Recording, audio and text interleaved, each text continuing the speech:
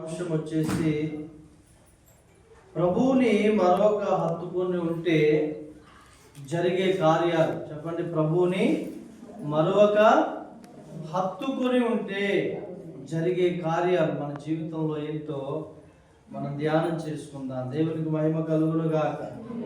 దేవుని బిడ్డలారా, మీరు గమనించండి, దేవుడు లేకుండా మనిషి జీవించలేడు. సాధ్యమా చెప్పండి? దేవుడు లేకుండా మనిషి బ్రతకడం సాధ్యమా? లేదు. మనం దేవుణ్ణి కాదని దూరంగా లోకంలో పడి వెళ్దాం. అంతా మంచుకున్నప్పుడు 4 రోజులు బాగుంటుంది. ఏదైనా కష్టం రాగానే, వేదన రాగానే, రోగం రాగానే వెంటనే ఎవరు గుర్తొస్తారు? దేవుడు గుర్తొస్తాడు. నీకైనా, నాకైనా, ఎవరికైనా దేవుడు గుర్తొస్తాడు. ఎందుకు వస్తాడంటే మనలో ఉన్నటువంటి ఆత్మకు తెలుసు మనల్ని కాపాడేది, మనల్ని బ్రతికించేది దేవుడే అని. హల్లెలూయా. కొన్నిసార్లు మన కళ్ళు పొగరెక్కి నెత్తికెక్కి గర్వించి మనం ఏం చేస్తామంటే, ప్రార్థన లేదు, భక్తి లేదు, ఆదివారం లేదు, ఆరాధన లేదు, మన ఇష్టం అన్నట్లుగా వెళ్తాం. కానీ జీవించగలమా అలాగునా? నెవర్. జీవించలేము. అలా జీవించడం సాధ్యం కాదు ఒక మనుషునికి. హల్లెలూయా. అందుకే దేవుణ్ణి మరవద్దండి ఎవరు. దేవుణ్ణి విడవద్దు. ఆయన హత్తుకొని ఆయన వెంబడించాలి. దేవునికి స్తోత్రం. ఒకవేళ కనుక మనము దేవుణ్ణి మర్చిపోతే, దేవుణ్ణి నిర్లక్ష్యం చేస్తే మన క్షేమాన్ని మనం మర్చిపోయినట్లే, మన క్షేమాన్ని మనము నిర్లక్ష్యం చేసినట్లే. దేవుని స్తోత్రం. దావీదు అంటాడు, నా క్షేమాధారము నీవే ప్రభు అంటాడు. దేవుణ్ణి విడిచిపెట్టి దేవుణ్ణి మర్చిపోయి ఈ లోకంలో ఎవరైనా క్షేమంగా బ్రతికారా అని మీకు తెలిసి ఏమా? మీకు తెలిసి ఎవరైనా సుఖంగా బ్రతికారా? దేవుణ్ణి మర్చిపోయి లోకంలో లేరు, ఉండరు. దేవుని స్తోత్రం. హల్లెలూయా. మనకు బాగా అనుభవం. ఒక ఆమె దేవుని సన్నిధికి రాకుండా అలాగ దూరంగా వెళ్ళింది. కొంతకాలం అలా దూరంగా వెళ్ళి ఏమైంది తెలుసా? అనేకమైన రోగాలు సంపాదించుకుంది. ఆ తర్వాత ఆ తల్లికి మరలా దేవుడు జ్ఞాపకం వచ్చాడు, పశ్చాత్తాపడింది, దేవుని సన్నిధికి వచ్చింది ఆమె. మరలా దేవుడు బాగు చేశాడు. హల్లెలూయా. ఏమంటే దేవుణ్ణి మర్చిపోయి క్షేమంగా బతుకుట సాధ్యమా? నో, సాధ్యం కాదు. అందుకనే దేవుని సేవకులుగా మీకు మేము చెప్పే విషయం ఏంటంటే, దేవునికి దగ్గరగా ఉండండి, దేవుణ్ణి హత్తుకుని ఉండండి. మనం క్షేమంగా బ్రతకాలంటే ఆయన ప్రేమ మనకు కావాలి. దేవుని ప్రేమ మనకి కావాలి, అవసరం. ఆయనే ఆదరించేవాడు, ఆయనే ధైర్యపరిచేవాడు, ఆయనే నెమ్మదినిచ్చేవాడు. నీ కష్టకాలంలో నేనున్నానని బదులిచ్చేవాడు ఆయనే. దేవునికి స్తోత్రం కలుగును గాక. హల్లెలూయా.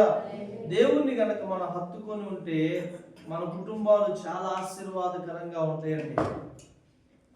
యెహోషువ అంటాడు, నేనును నా ఇంటి వారిని యెహోవాను సేవించడం, వెంబడిస్తాం, ఆయన అనుసరిస్తాం.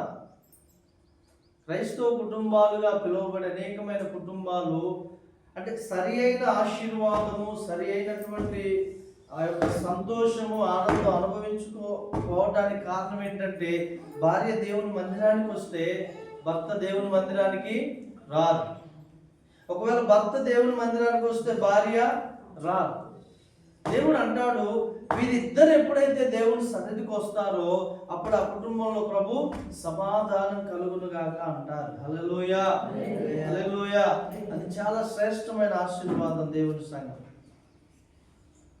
ఒక వ్యక్తి దేవుని సన్నిధికి రాకపోయినా, దూరంగా ఉన్నా, ఆ వ్యక్తిని బట్టి కుటుంబంలో ఖచ్చితంగా శ్రమలనే వస్తాయి. ఆ వ్యక్తిని బట్టి ఇబ్బందులు కలుగుతాయి కుటుంబంలో. రాని కారణం చేత. ఎందుకంటే అతడు దేవుని యొక్క సన్నిధికి దూరంగా ఉన్నాడు. ఎప్పుడు ఏ వ్యక్తి అయితే దేవుని సన్నిధికి దూరంగా ఉంటారో సాతాను యొక్క సన్నిధికి, వాడి యొక్క వాతావరణానికి దగ్గరైపోతూ ఉంటారు.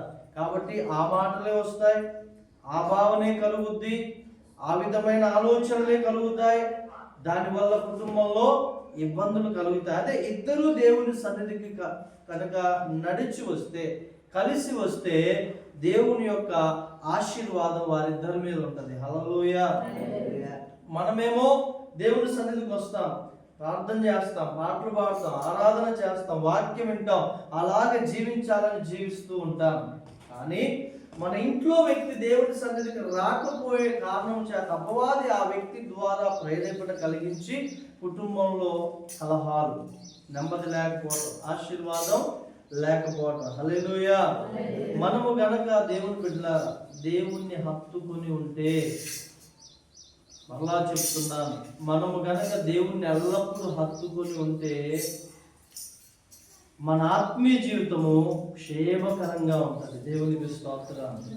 పడుతూ లెగుస్తూ కాదని ఆయన ఆనుకొని ఉంటే, ఆయనను మన దృష్టిలో ఆయనను మనం ధ్యానం కలిగి ఉంటే, ఆయన్ని ప్రేమిస్తూ కనుక మనం ఉన్నట్లయితే ఏమండి మన ఆత్మీయ జీవితం చాలా క్షేమంగా ఉంటుంది. Praise the lord.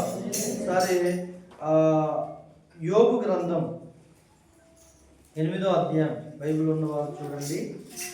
యోబు గ్రంథం 8వ అధ్యాయం 11వ వచనం చదవండి. బురద లేకుండా జమ్ము పెరుగునా, నీళ్లు లేకుండా రెల్లు మొలచునా. చూడండి, ఇక్కడ ఏమంటున్నారంటే బురద లేకుండా జమ్ము పెరుగునా, నీళ్లు లేకుండా రెల్లు మొలచునా, నీళ్లు లేకుండా రెల్లు మొలచునా. అది కోయబడక ముందు బహు పచ్చగానున్నది, కానీ ఇతర మొక్కల కంటే కోయబడిన తర్వాతంట అది ఇతర మొక్కలన్నిటికంటే త్వరగా వాడిపోవును. దేవుని మరచు వారందరి గతి చూసారా అండి? యోబు గ్రంథంలో దేవుడు ఏమంటున్నాడంటే, అందరు చెప్పండి, దేవుణ్ణి మరచు వారి గతి అట్లే ఉండును. ఎలా ఉంటది చూడండి, ఇక్కడ అనుభవంతో రాసుకున్నటువంటి మాటలు ఇవి. హల్లెలూయా. బురద లేకుండా జమ్ము పెరుగునా. జమ్ము గడ్డి ఎవరైనా చూసారా? ఏంటి కూర్చోవాలా? సండే స్కూల్కి వెళ్ళినాను, సండే స్కూల్కి వెళ్ళినా. Okay, very good. బురద లేకుండా ఏమంటున్నాడండి ఇక్కడ? జమ్ము గడ్డి చూసారా మీరు? చూసారా జమ్ము గడ్డి? అది ఎక్కడ ఉంటుంది? చెరువుల దగ్గర ఉంటుంది, గోదావరిలో నీళ్లున్న చోట ఉంటుంది, వాగులెంబటి. జాన్ గారు చెప్తున్నాడు, వాగులెంబటి. అది ఎంత పచ్చగా ఉంటుందో తెలుసా? చాలా పచ్చగా ఉంటుంది.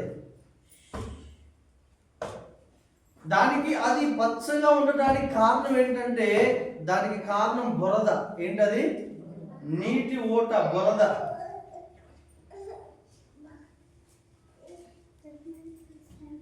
అయితే ఇక్కడ చూడండి, అది కోయబడక ముందు బహు పచ్చగా ఉన్నది, కానీ ఇతర మొక్కలన్నింటికంటే త్వరగా ఎండిపోను. దేవుని స్తోత్రం. హల్లెలూయా, హల్లెలూయా. ఇతర మొక్కలన్నింటికంటే ఎలా ఉంటుంది? అది త్వరగా వాడిపోయింది, ఎండిపోయింది. ఇంకొక మొక్క గురించి చెప్తున్నాడు, నీళ్లు లేకుండా రెల్లు మొలుచున. రెల్లు అంటే చూశాను, కోరెగడ్డి. కోరెగడ్డి తెలుసా? నీళ్ళ మీద కప్పుకుంటాం. అది కూడా గోదావరిలో నీళ్లు ఉన్నటువంటి ఒరియలెంబటి రెల్లు, కోరెగడ్డి పెరుగుతూ ఉంటది. అది కోయబడినా కానీ త్వరగా ఎండిపోయింది ఇతర మొక్కలన్నిటికంటే, గడ్డి కంటే. ఇలా చెబుతూ దేవుడు ఏమన్నాడంటే, దేవుణ్ణి మరచు వారందరి గతి అట్లే ఉండును. నిజంగా దేవుని బిడ్డలారా, నా అనుభవంతో చెప్తున్నాను. నేను కొంతమందిని విజిట్ చేశా, కొంతమందిని నా సేవ అనుభవంలో నేను వారితో మాట్లాడా. దేవునికి దూరంగా ఉండిన వారితోటి, విశ్వాసంతోటి, వాళ్ళు లోకాశంలో పడిపోయి లేకపోతే ఏదైనా ఇతరమైన కారణాల చేత వెనక్కి వెళ్ళిన వారితో మాట్లాడాను. కానీ వారు వినని కారణము చేత వారు దేవుని సన్నిధికి వచ్చినప్పుడు ఎంత పచ్చగానైతే ఉన్నారో దేవుని కంప్లీట్గా కట్ అయి దూరం అయిపోయిన తర్వాత అంత త్వరగా ఎండిపోయారు. కొంతమంది భూమి మీద లేరు. అంటే మిమ్మల్ని భయపెట్టడానికి కాదు చెప్పేది, కానీ జరిగిన విషయం చెప్తున్నాను. అందుకే నేను చెప్పే విషయం ఏంటంటే, మనం ఎట్టి పరిస్థితుల్లో కానీ దేవునిని మరవద్దు, దేవునికి దూరంగా ఉండొద్దండి. హల్లెలూయా.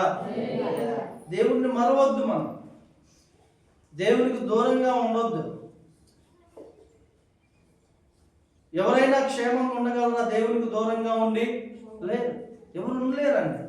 ఎవరు సంతోషంగా ఉండలేరు, ఆనందంగా ఉండలేరు. అది అసాధ్యం. 16వ కీర్తన 4వ వచనంలో ఇలా ఉంటుంది, చదవండి ఒకసారి. యెహోవాను విడచి వేరొకరిని అనుసరించు వారికి శ్రమలు విస్తరించును. మళ్ళా చదవండి. యెహోవాను విడచి వేరొకరిని అనుసరించు వారికి. చూసారండి? హల్లెలూయా.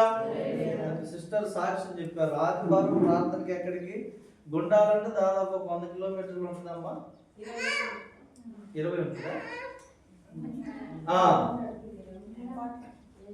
హల్లెలూయా. దేవుని సన్నిధి అంత ప్రాముఖ్యం. దేవుని యొక్క సన్నిధి, ఆదివారపు ఆరాధన అంత ప్రాముఖ్యం అండి. అంత ముఖ్యమైనది. ఎందుకో తెలుసా? దేవుడు అంటాడు, సన్నిధిలో ఒక దినము గడుపుట 1000 దినముల కంటే శ్రేష్టం. అటువంటిది మనం 3 గంటలు దేవుడి సన్నిధిలో గడుపుతున్నామంటే ఒకసారి మీరు ఆలోచించండి, ఎంత శ్రేష్టమైనది. దేవుడు మందిరానికే అంత శ్రేష్టమైన భాగ్యం ఇచ్చాడు. ఏమన్నాడంటే, నా సన్నిధిలో ఒక్క దినము గడుపుట 1000 దినముల కంటే శ్రేష్టం అన్నాడు. ఈ మాట ఇంకొక దగ్గర దేవుడు వాడలేదండి, ఇంకెక్కడ కూడా వాడలేదు. అంటే దేవుని యొక్క మందిరం, దేవుని యొక్క సన్నిధి ఎంత ప్రాముఖ్యమైందో, శ్రేష్టమైందో చూడండి. మీకు ఇష్టమైన వారి దగ్గరికి వెళ్ళి 4 రోజులు ఉన్న అంత ప్రాముఖ్యం కాదండి, అంత విలువైంది కాదు. కానీ నీకు ఇష్టమైన వారి పెళ్ళిళ్ళకి వెళ్ళి ఆ రోజంతా గడిపితే అంత ప్రాముఖ్యమైనది కాదు. దేవుని సన్నిధికి వచ్చి ఒక దినము గడిపితే అది 1000 దినముల కంటే శ్రేష్టమైనది. హల్లెలూయా. అందుకనే మనం ఎప్పుడు కూడా మన జీవితంలో దేవుణ్ణి మరవద్దు, దేవుణ్ణి విడవద్దు. అవకాశాలు వస్తాయా పాస్టర్ గారు అంటే రావచ్చు, వస్తాయి. దేవుణ్ణి విడిచిపెట్టే అవకాశాలు వస్తాయి. దేవునికి దూరంగా ఉండేటటువంటి ఈ లోకంలో ఆఫర్స్ వస్తాయండి, ఖచ్చితంగా వస్తాయి. కానీ అది నీకున్న పచ్చదనాన్ని ఎండిపోయేటట్లుగా చేస్తుంది. నీకున్నటువంటి ఆశీర్వాదాన్ని అది పోగొట్టుకునే విధంగా చేస్తుంది. హల్లెలూయా. మోషే ఎంతమందికి తెలుసు అండి? మోషే అందరికి తెలుసు. మోషే అంట రాజు కుమార్తె దగ్గర రాకుమారుడుగా పెరిగాడు. కానీ ఒక సమయం వచ్చేసరికి నాకు ఐగుప్తు ధనం కంటే, ఐగుప్తు సుఖభోగముల కంటే నాకు క్రీస్తే ముఖ్యం. ఒకవేళ క్రీస్తు నిమిత్తం వచ్చే నిందలైనా పర్వాలేదు, కానీ నాకు యేసు ప్రభువే కావాలన్నాడు మోషే. హల్లెలూయా. మన జీవితంలో మార్పు రావాలి, మన జీవితంలో పరివర్తన రావాలి. చాలా సింపుల్ విషయాలు చెప్తున్నాను, జాగ్రత్తగా వినండి. దేవునికి ఎట్టి పరిస్థితుల్లో దూరంగా ఉండకండి. వీరభద్రక్క గారు అర్థమవుతుందా? అర్థమవుతుంది. ఏం చెప్తున్నా? దేవునికి దూరంగా ఉండదు, అది చాలా ప్రమాదం. వదినా యేసు ప్రభువుని ఇలాగంటారు. యోహాను సువార్త చూడండి. యేసు ప్రభు శిష్యులతోటి 6వ అధ్యాయం ఏమంటారు అంటే 67వ వచనం చదువుతారండి. కాబట్టి యేసు మీరు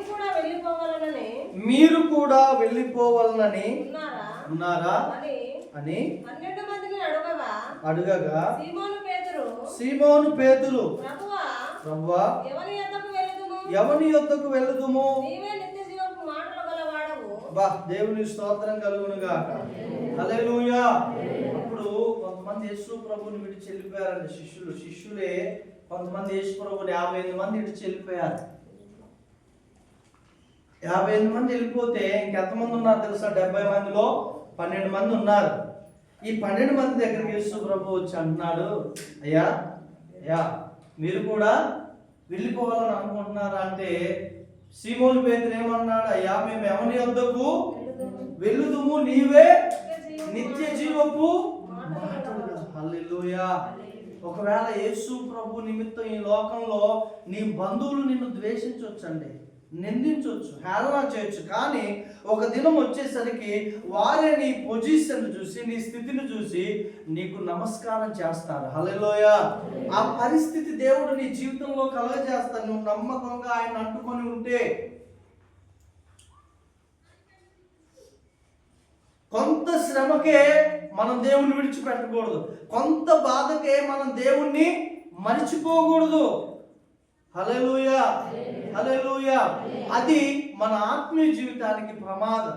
ఇది ఒక లెవెల్ అయితే, ఇంకొక లెవెల్ మాట మీకు చెప్తాను, జాగ్రత్తగా వినండి. మనము ఆదివారం మందిరానికి వస్తాం కానీ దేవునికి దూరంగానే బ్రతుకుతాం, దేవుణ్ణి విడిచిపెట్టిన వారి వల్లే బ్రతుకుతాం. ఎలాగూ అనంటే మందిరానికి అయితే వస్తున్నాము కానీ మనము చేయవలసినటువంటి క్రియలు దేవునిలో చేయలేకపోతున్నాం. మనం చేయవలసిన భక్తి దేవునిలో చేయలేకపోతున్నాం. ఏంటయ్యా అంటే నిర్లక్ష్యం. హల్లెలూయా. మనం ప్రభుతోటే ఉంటాం కానీ ఇస్కరియోతు యూదా వలె మన ఆలోచనలు దేవునికి దూరంగా ఉంటాయి. ఇస్కరియోతు యూదా వలె మన ప్రవర్తన దేవునితోటే ఉన్నట్లుగా ఉంటాం కానీ ఆయనతో అంటుకొని ఉండం. మన ఆలోచనలు, మన తలంపులు, మన విధానం అంతా దూరంగా, దేవునికి దూరంగా ఉంటది. అందుకే ప్రభు మత్తయి సువార్త 13వ అధ్యాయంలో అలాగే 15వ అధ్యాయంలో ఏమంటాడంటే వారి పెదవులు మాత్రం నాకు దగ్గరగా ఉన్నాయి కానీ వారి హృదయము నాకు దూరంగా ఉంది. చదువుతారా మాట? యేసు ప్రభు అన్న మాట, యేసయ్య అన్న మాట ఏమంటున్నారంటే 13వ అధ్యాయం మత్తయి సువార్త 15వ వచనం. ఈ ప్రజలు కన్నులారా చూచి, ఎవరంట? ఈ ప్రజలు కన్నులారా చూశారు దేవుని కార్యాలను, అద్భుతాలని. హలో, చెవులారా విని హృదయంతో కూడా గ్రహించి మనసు త్రిప్పుకొని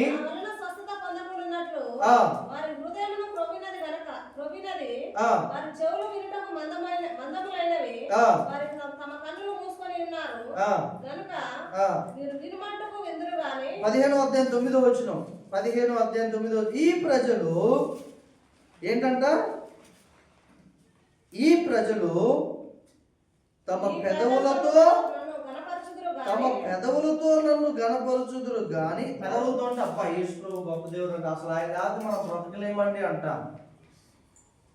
అబ్బో ఆయన లేకపోతే అసలు మనకు జీవితమే లేదండి అంటాం. ఏమండి? పెదవులతో చాలా గొప్ప మాటలు మనం పలుకుతాం. హల్లెలూయా. రాత్రి ఒక వ్యక్తి మరొక వ్యక్తితో మాట్లాడుతున్నారు. ఈ వ్యక్తి అంటున్నారు ఆ వ్యక్తితోటి, అసలు మీరంటే చాలా ఇష్టము అనేసి అంటున్నారు. చాలా ఇష్టం మీరంటే అంటే వాళ్ళు అన్నారు మాటల్లో కాదు రియల్లో చేయించండి ఆ ఇష్టం ఏదో అంటున్నారు. నిజమే కాదు? ఏమండి? పెదవులతో ఎన్నైనా పొగడవచ్చు కానీ క్రియల్లోకి వచ్చినప్పుడు జరిగేది నిజమైనది. ఈ ప్రజలు తమ పెదవులతో నన్ను గణపరచుదురు కానీ వారి హృదయము. చూసారండి, దేవునికి కావలసింది దగ్గర హృదయం. అంటే ఈ రోజుల్లో క్రైస్తవులు పెదాలు మాత్రం దేవుని గణపరుస్తున్నాయి, పెదవులు మాత్రం దేవుని స్తుతిస్తున్నాయి, పెదవులు మాత్రం అసలు ఆయన లేకపోతే మనకు బ్రతుకులేమంటుంది కానీ నిజంగా జీవితంలో చూపించలేకపోతున్నారు. లోకానికి ఇచ్చిన ప్రాముఖ్యత దేవునికి ఇవ్వట్లేదండి క్రైస్తవుల్లో. పారంపర్యాచారానికి ఇచ్చిన ప్రాధాన్యత దేవుని కిందదే అంటాడు. చూడండి, మనుష్యులు కల్పించిన పద్ధతులు దైవోపదేశములను బోధించుచు వారు నన్ను వ్యర్థముగా ఆరాధించుచున్నారు ఆ, అని అని ఆ. యెషయా మిమ్మల్ని గూర్చి ప్రవచించిన మాట చూసారండి, సరే. చూసారా? దేవునికి ఇవ్వట్ల ప్రాధాన్యత, మనుషుల పద్ధతులకు ఇస్తున్నారు ప్రాధాన్యత, మనుషులు నియమించిన కట్టడలకే ప్రాధాన్యత ఇస్తున్నారు. కానీ దేవుని యొక్క మాటలకు, దేవుని యొక్క వాక్యానికి మనం ప్రాధాన్యత ఇవ్వలేకపోతున్నాం. అంటే జస్ట్ మన శరీరమే నడుస్తుంది, కానీ అసలు దేవునికి కావలసిన హృదయం మాత్రం మనం దూరంగా ఉంచుతున్నాం దేవునికి. అది మాత్రం ఇవ్వట్లే.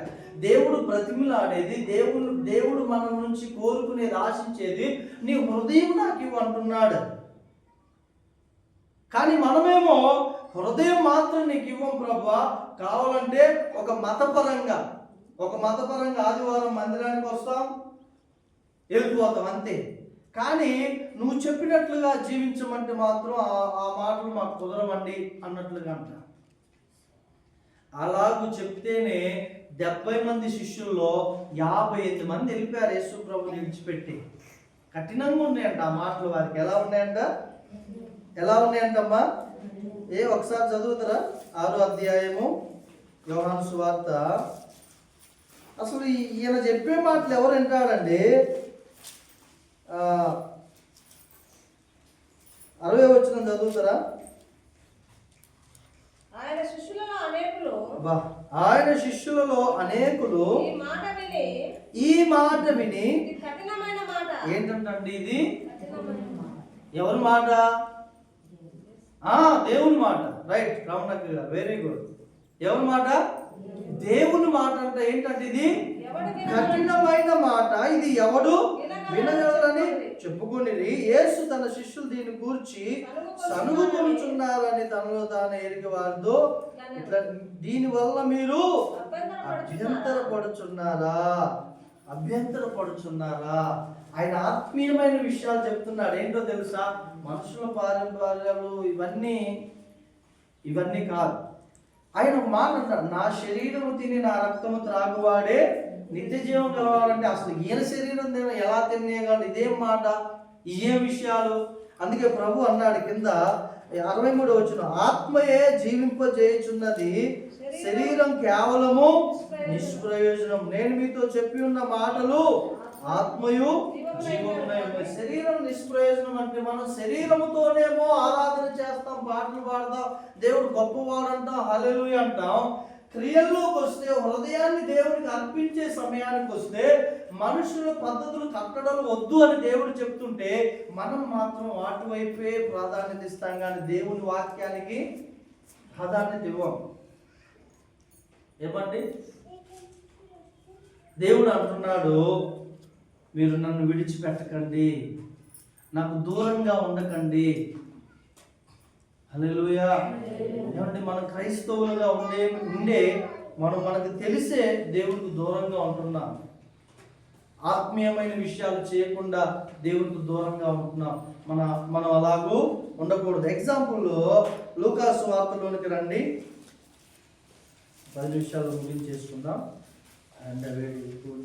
లూకాసు వార్త 15వ అధ్యాయంలో అక్కడ మాట ఉంది. ఏముంది?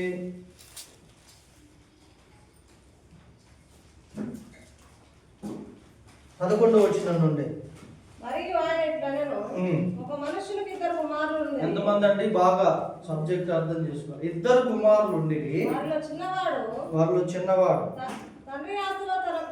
నాకు వచ్చి భాగమేమని తన తండ్రిని అడగగా అతడు వారికి తన ఆస్తిని పంచిపెట్టాను. కొన్ని దినములైన తర్వాత ఆ చిన్న కుమారుడు సమస్తమును కూర్చుకొని దూరదేశంలో ప్రయాణమైపోయి అతడు తన ఆస్తిని దుర్వ్యాపారం వలన పాడు చేశాను. అదంతా ఖర్చు చేసిన తర్వాత ఆ దేశమందు గొప్ప కరువు రాగా వాడు ఇబ్బంది పడసాగి వెళ్ళి ఆ దేశస్తులతో ఒకరి చెత్త చేరాను. అతడు పందులను మేపుటకు తన పొలంలోనికి వారిని పంపాను. చాలు. ఇంకో ఆ 16వ వచనం, వాడు పందులు తిను పొట్టుతో తను కడుపు నింపుకుని ఆశపడను కానీ ఎవడును వానికి ఏమీ. ఇప్పుడు తండ్రి దగ్గర ఉన్నప్పుడు వాడి పొజిషన్ ఎలా ఉందండి? పనివాళ్ళు ఉన్నారు, ఏమండి, కూలివారు ఉన్నారు, సమృద్ధి టయానికి అన్నం వండి తెచ్చిపెట్టేవారు. నాకు ఆస్తులో భాగంగా లేవు అన్నాడు, తండ్రి ఇచ్చేశాడు. ఏం చేశాడు తండ్రి? అవును లేపు. తండ్రి ఏం చేశాడు? సగభాగం ఇచ్చేసాడు. ఇద్దరు కొడుకులు కదా. ఈ ఆస్తి తీసుకొని వెళ్ళిపోయి వేశ్యలతో దుర్వ్యాపారం చేసి మొత్తం ఏం చేశాడంట? పాడు చేసేసుకున్నాడు ఆస్తిని. పాడు చేసుకున్న తర్వాత కరువు వచ్చింది దేశంలో. కరువు రాగానే ఏ పని లేదు, పందులు మాత్రం ఉన్నాయి. ఆ పందులు కాసే పని ఒప్పుకొని వెళ్ళిపోయాడు. నేనేమంటున్నానంటే, దేవునికి మనం ఎంత దగ్గరగా ఉంటే మన కుటుంబం అంత ఆశీర్వాదకరంగా ఉంటది. హల్లెలూయా. మనం దేవునికి దూరంగా వెళ్తే ఎంత ఆస్తి పట్టుకొని ఎంత ఆస్తి కలిగి ఉండి దేవుడి నుంచి దూరం వెళ్ళినా అదంతా పాడైపోయిందండి. దానివల్ల ఉపయోగం లేదు. మనం ఏం కలిగి ఉన్నా అంత పోగొట్టుకుంటాం. ఒక తల్లికి ఒక 3 సంవత్సరాల క్రితం నేను చెప్పా, అమ్మ నువ్వు ప్రతి ఆదివారం చర్చికి రావాలమ్మా అని చెప్పాను. ప్రేమతో చెప్పా, హెచ్చరిస్తూ చెప్పా, చివరికి గద్దించి కూడా చెప్పా. లేదు. ఎంతకాలం ఉంటుందండి దేవునికి దూరంగా? క్షేమంగా ఉండాలా? 6 నెలలు 8 నెలలు సంవత్సరం నుంచి స్టార్ట్ అయింది. ఇప్పటికీ అదే స్థితిలో చాలామంది అలాగే. దేవునికి దూరంగా ఉండి మనం క్షేమంగా బ్రతకలేం. ఒకవేళ ఈ ఆదివారం నీకు ఇబ్బంది రాలేకపోతే మళ్ళీ ఆదివారం అయినా దేవునికి దగ్గరగా ఉండి, అలాగని ఆదివారం రాలేదని అలా ఎంజాయ్ చేయడం కాదు, కానీ అయ్యా అనేసి మరీ ఎక్కువ పశ్చాత్తాపంతో ఆ వారం రోజులు ఇంట్లో ప్రార్థన చేస్తూనే ఉండాలి. దేవునికి దూరంగా నిర్లక్ష్యంగా ఉండి మనం చేసేది ఆశీర్వదించబడదు. ఇది ఒక సమస్య. ఎంత దారుణమైన స్థితికి వెళ్తాం తెలుసా? దేవునికి దూరంగా వెళ్తే చాలా దారుణమైన స్థితికి వెళ్తాం. హల్లెలూయా. నా ఆశ, నా బాధ, మనలో ఎవరము కూడా దేవుని నిమిత్తం ఒకవేళ శ్రమ వచ్చినా, కష్టం వచ్చినా, నిందలు వచ్చినా, ఏమండి కొంతకాలం జీవితం కష్టంగా సాగినప్పటికీ విడిచిపెట్టకుండా దేవుణ్ణి ఆనుకొని ఉంటే ఆయన వేరుతో మనల్ని అంటుకట్టుకుంటాడు. ఆయన మనల్ని ఫలింప చేస్తాడు. హల్లెలూయా. హల్లెలూయా. దేవుడు అంటాడు, 10 దినములు శ్రమ కలుగున ఆ తర్వాత మీకు నేను జీవ కిరీటం ఇస్తానంటాడండి దేవుడు. శోధింపబడిన తర్వాత నేను సువర్ణంగా మారదని అంటాడు భక్తుడు యోబు గారు. అంతేకాని మరలా చెప్తున్నాను, దేవుణ్ణి విడిచి మనం క్షేమంగా బ్రతకలేం. ఏ మనుష్యుడైనప్పటికీ దేవునికి దూరంగా ఉండి బ్రతకలేడండి. ఒక వ్యక్తి అలా నీటిలో ప్రయాణం చేస్తున్నారు. దేవుడు అంటే ఏదో అంతంత ఇష్టం మాత్రమే. కానీ నీటిలో పడవ ప్రయాణం చేస్తున్నప్పుడు అనుకోకుండా ఆమె నీటిలో పడిపోయింది. సముద్రంలో లోపలికి వెళ్ళిపోతూ యేసయ్యా నన్ను రక్షించని కేక వేసిందంటండి. పడిపోతూనే కేక వేస్తూ లోపలికి వెళ్తూ కూడా అలాగే మనసులో అంటుంటే ఒక దేవదూత వచ్చి ఆ వ్యక్తిని అలా లేపి నీటి మీద పెట్టి వెళ్ళిపోయాడంట. హల్లెలూయా. ఎప్పుడు వెళ్ళాల ప్రేయర్కి ఆమె, ఎప్పుడు ప్రార్థనకి వెళ్ళలేదు. యేసు ప్రభు గురించి విన్నదంతే. యేసయ్యా నన్ను రక్షించన్నది. దూతలు వచ్చాము పైకి. హల్లెలూయా. దేవుడు లేకుండా ఇప్పుడు ఆమె మంచి సేవ చేస్తుందండి. సినీ హీరోయిన్ ఏమండి, ఆమె మంచి సేవ చేస్తుంది. దేవుణ్ణి గణపరుస్తుంది, దేవుణ్ణి మహిమపరుస్తుంది. ఆయనకు దూరంగా ఉండి మనం ఏమీ చేయలేం. హల్లెలూయా. హల్లెలూయా. సరే, యోహాను సువార్త 15వ అధ్యాయం చూడండి, మనం ముగించుకుందాం. 15వ అధ్యాయం 4వ వచనంలో 5వ వచనం చదవండి. ఎవరు? యేసు ప్రభు. 4వ వచనం, నా యందు నిలిచి ఉండుడి, మీ యందును నేను తీగ ద్రాక్షవల్లిలో నిలిచి ఉంటేనే గాని తనంతట తాను ఎలాగూ ఫలింపదో, అలాగే నా యందు నిలిచి ఉంటేనే గాని మీరు. అర్థమవుతుందా మీకు? యేసు ప్రభు యందు మనం ఉంటేనే గాని మనం ఫలింపమండి. మన జీవితం ఆశీర్వాదకరంగా ఫలించాలి అంటే, మన జీవితము దీవెనకరంగా ముందుకు వెళ్ళాలి అని అంటే మనం ఆయన యందు నిలిచి ఉండాలి, ఆయన అంటుకట్టుకొని ఉండాలి. 5వ వచనం, ద్రాక్షవల్లిని నేను ఎంత అసలు దేవుడు మనకి ఎంతటి ప్రాధాన్యతనిచ్చాడండి. మనుషులకు యేసు ప్రభు ఇచ్చిన ఆధిక్యత చూడండి. ఆయన ద్రాక్ష వల్లంట, తీగలు మనం.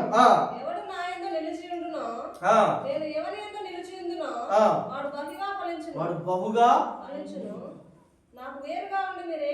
దేవునికి స్తోత్రం, హల్లెలూయా.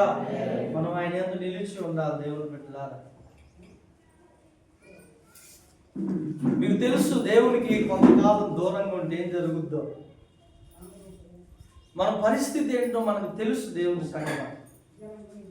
కానీ ఎప్పుడు మనం అలాగూ చేయలేదు, చేయకూడదు. హల్లెలూయా. ఏమండి, చేయకూడదు. సహజంగా ఈ లోకంలో నిన్ను దేవుని నుంచి దూరం చేయడానికి ఎన్నో పరిస్థితులు అపవాది సాతానుడు కలుగజేస్తాడు. కానీ మనం వాటేటికి కూడా లొంగిపోవద్దు. తుచ్చమైన ఆలోచనలు నీ ఎదురుగా తీసుకొస్తాడు. అవి కనుక నువ్వు అమలు చేసినట్లయితే నీ జీవితంలో వాడే నీకు నరకం చూపిస్తాడు. కానీ ఏటికి మనము లొంగిపోవద్దు. దేవుని నుండి మనల్ని దూరం చేసే ఏ పరిస్థితికి కూడా మన అవకాశం ఇవ్వకూడదు. హల్లెలూయా, హల్లెలూయా. అది డేంజర్. తప్పిపోయిన కుమారుడు తెలుసుగా, దేవునికి దూరంగా వెళ్ళిపోయాడు, అంతా కోల్పోయాడు, సమస్తాన్ని కోల్పోయాడు, ఎండిపోయిన జీవితం అయింది. అయితే కీర్తన గ్రంథం 1వ కీర్తన 3వ వచనం చదవండి. ఆయన హత్తుకొని ఉంటే ఏం జరుగుతుందో చూద్దాం. కొన్ని మాటలు చూసారండి. దేవుణ్ణి హత్తుకొని ఉంటే అతడి జీవితం ఎలా ఉంటదంటే, అతడు నీటి కాలువల యోరన నాటబడినదై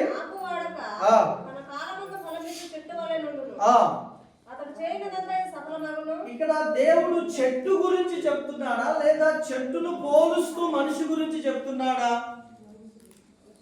ఏమా, ఇక్కడ దేవుడు చెట్టు గురించి చెప్తున్నాడా లేకపోతే మనిషి గురించి చెప్తున్నాడా? మనిషి గురించే. నీటి కాలువల యోరన్ అంటే ఒక కాలువ ఉంది, ఎప్పుడు నీళ్ళు వెళ్తూ ఉంటాయి.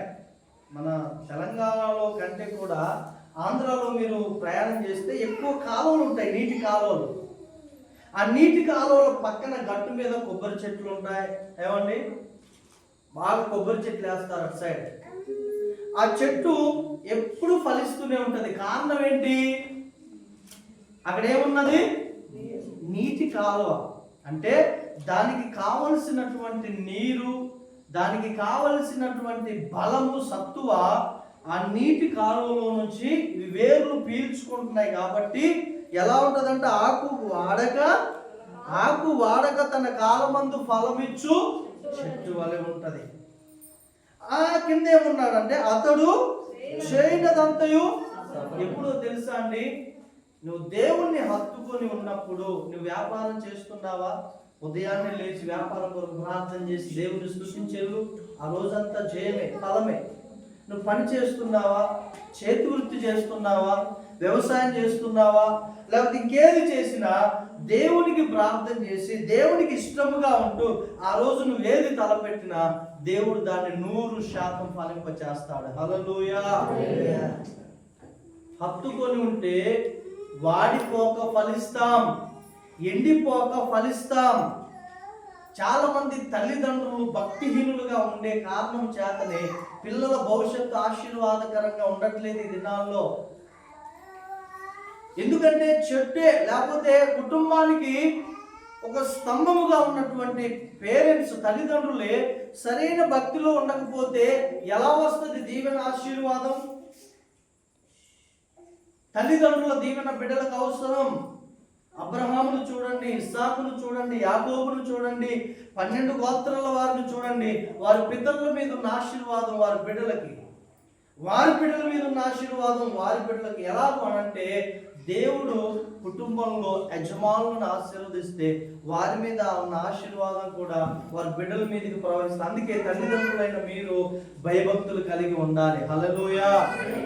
విలాప వాక్యంలో రాయబడినట్లుగా రేయి మొదట జామున లేచి నీ పసిపిల్లల ప్రాణము కొరకు ప్రార్థన చేయమని దేవుడు చెప్తున్నాడు.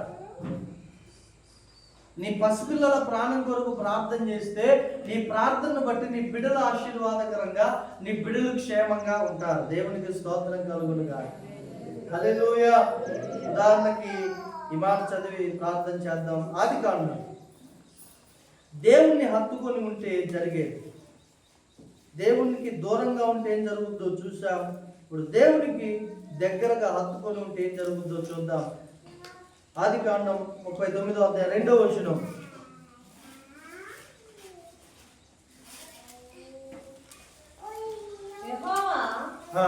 యోసేపునకు తోడై ఉన్నాడు గనుక అతడు వర్ధిల్లుచు తన యజమానులకు ఐగుప్తు ఇంట నుండెను.